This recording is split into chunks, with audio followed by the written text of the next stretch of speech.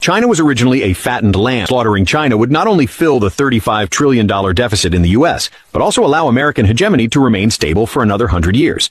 Unfortunately, the U.S. has been raising interest rates for 2 years now, yet it hasn't brought down China's real estate sector, nor has it managed to extract hundreds of trillions worth of assets from China. So, what went wrong? We have to start from the beginning. China's rise began with its accession to the World Trade Organization. But the early WTO negotiations were extremely difficult, and the Chinese people suffered a lot of humiliation. For example, during the 1997 Sino-U.S. trade talks, Americans said that meat produced in China wasn't worthy of being imported for Americans to eat. It could only be fed to dogs. Yet by 2001, negotiations suddenly succeeded. The driving force behind it was none other than our old acquaintance, Bill Clinton. Many American politicians believed that once China was fattened, it would be hard to deal with.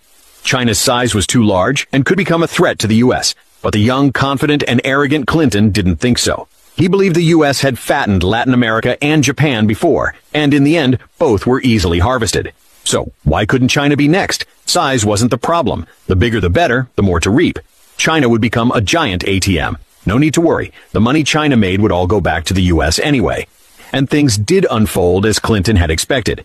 After joining the WTO, Chinese people began their tough life of working for the U.S. As the world's cheap factory, every yuan we earned meant the U.S. earned 20. If we wanted to buy high-tech products, we'd have to trade billions just to get one Boeing aircraft. The dollars we earned were handed back to the U.S., and whatever little was left was used to buy U.S. Treasury bonds. The U.S. could also launch another round of harvesting via dollar liquidity cycles. It was a total scam, and they profited massively. Yet the Chinese nation is one of resilience and perseverance. When the U.S. recklessly treated China like an emotionless cash machine, the Chinese quietly worked hard, stored up strength, like a dragon lurking deep, waiting for the moment to rise. When Trump took office and saw China truly on the verge of taking off, the U.S. panicked. It threw out everything. Trade wars, tech wars, financial wars, whatever worked, they used. The goals were twofold. First, to comprehensively suppress China's rise. Second, to extract China's wealth as early as possible. The U.S. crafted a thorough and aggressive strategy to trap China. As early as 2015, it dug a huge pit for Chinese real estate firms, taking advantage of low U.S. interest rates. American institutions lent massive sums to Chinese developers, who, eager to grab land, borrowed hundreds of billions in U.S. debt. But borrowing is easy, repaying is hard.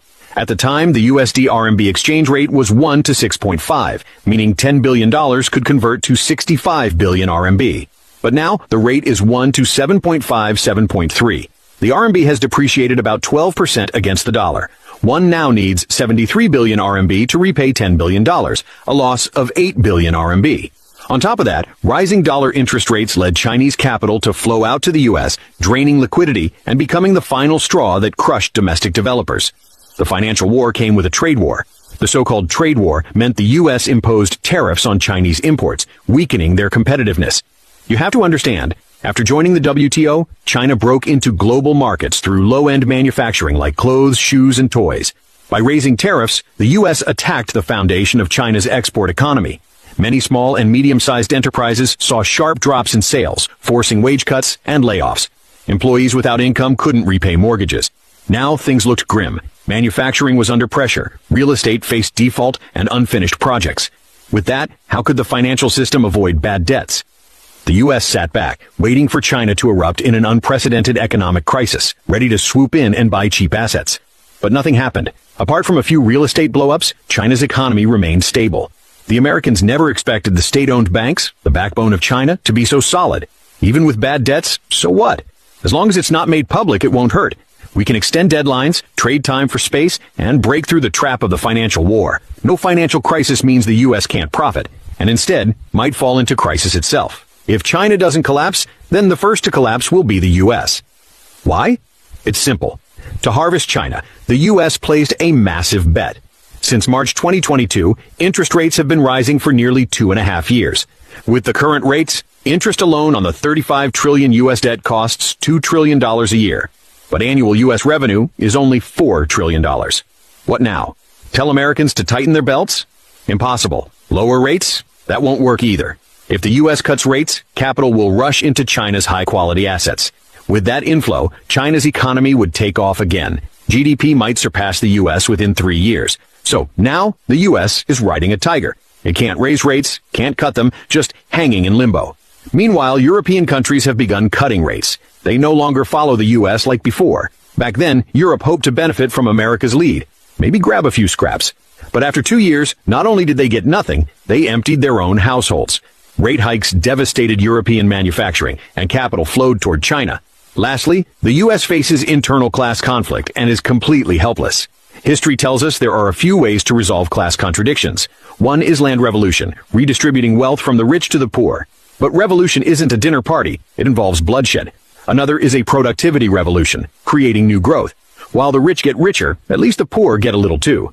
But the internet revolution's benefits have been fully exhausted. The AI revolution hasn't taken root yet, so the U.S. has no option left but to extract wealth from others.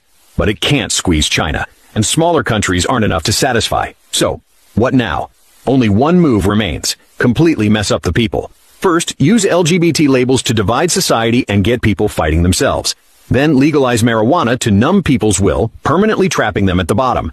This way, the masses won't be able to organize and resist the elite class. But if this continues, how far can America really be from collapse?